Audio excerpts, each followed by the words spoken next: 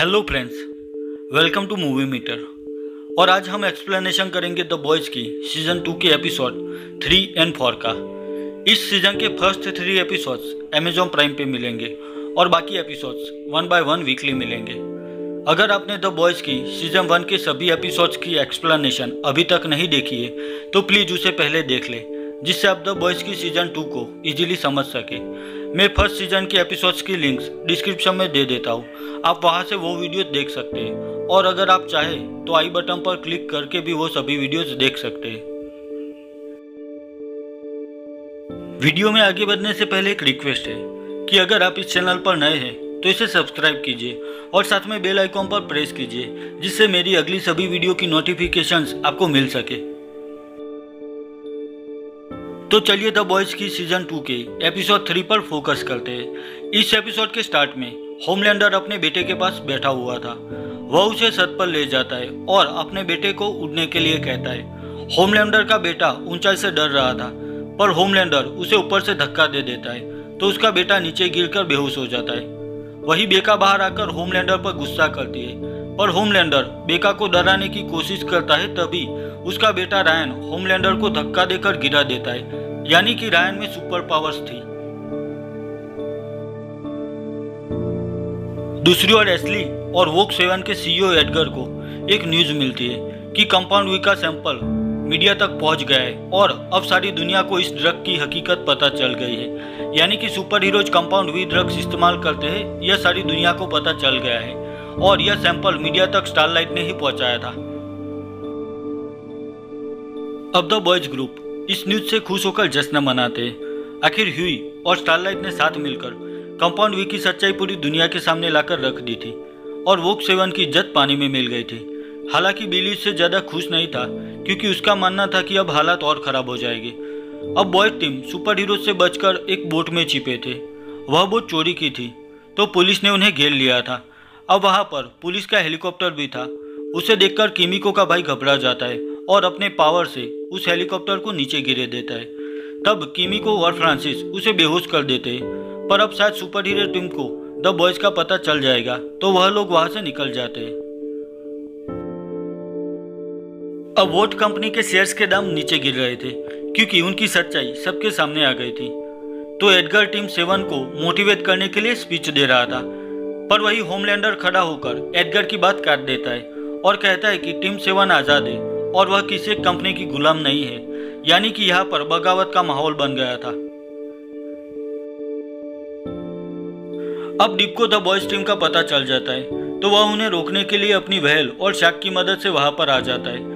Dip whale मछली को बिली और बॉयज टीम के बोट के रास्ते में लाकर खड़ा कर देता है, पर बिली को उससे कोई फर्क नहीं पड़ता और वह बोट तेज रफ्तार में सीधा व्हेल मछली में घुसा देता है और बोट उस मछली की बॉडी चीर डालते हैं, यानी कि डिप का प्लान यहाँ पर फेल हो जाता है। यहाँ पर बेचारा ह्यूई व्हेल की फटी हुई बॉडी में फंस जाता है, तो एमएम उसे समझा कर वहां से बाहर निकालता है। अब टीम 7 वहां पर आ जाती है। डिप उनके सामने द बॉयज को पकड़कर हीरो बनना चाहता था, क्योंकि वह फिर से टीम 7 में वापस आ सके, पर यहाँ उसकी ही लापरवाही से बॉयज भाग गए थे। तो होमलैंडर उसे अपनी सजा पर कायम रखता है और अपनी टीम के साथ बॉयज ग्रुप को ढूंढने में लग जाता है। अब द बॉयज टीम एक टनल से आगे बढ़ रही थी।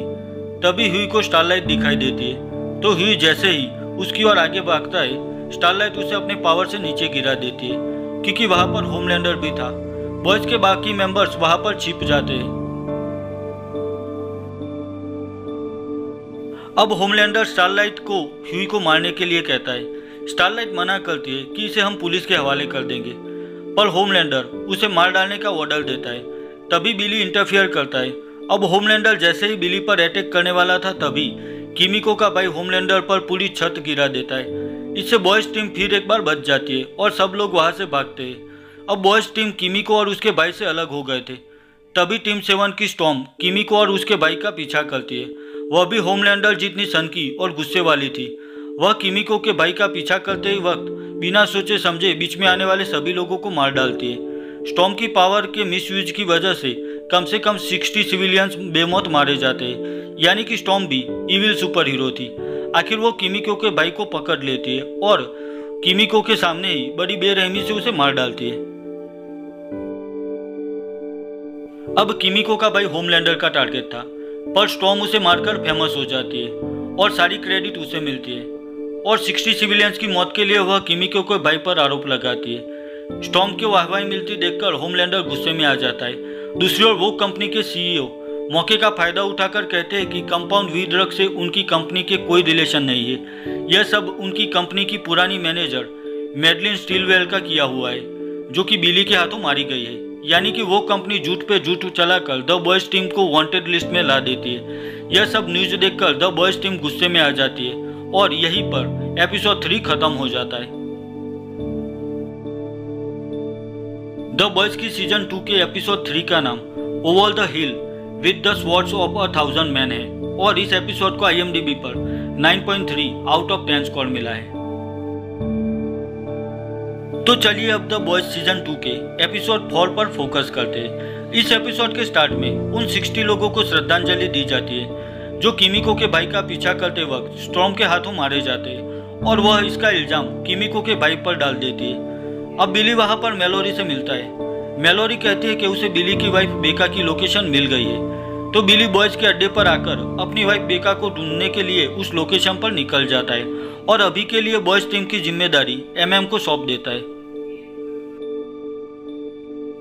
अब होमलैंडर स्टारलाइट से मिलता है और उसे कहता है कि ह्यूई को तुमने जानबूझकर नहीं मारा और इन सब में तुम शामिल हो, पर स्टारलाइट उसे समझाती है कि वह टीम 7 की मेंबर है और उनके ही साथ है।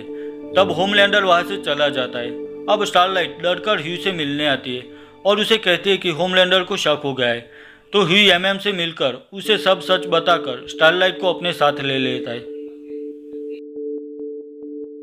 अब ब्लैक नॉर वोग कंपनी की सर्च टीम के पास आकर उन्हें बिली बूचर को ढूंढने के लिए कहता है। अब ब्लैक नॉर क्यों बिली को ढूंढना चाहता था वह आपको 5th एपिसोड में पता चलेगा।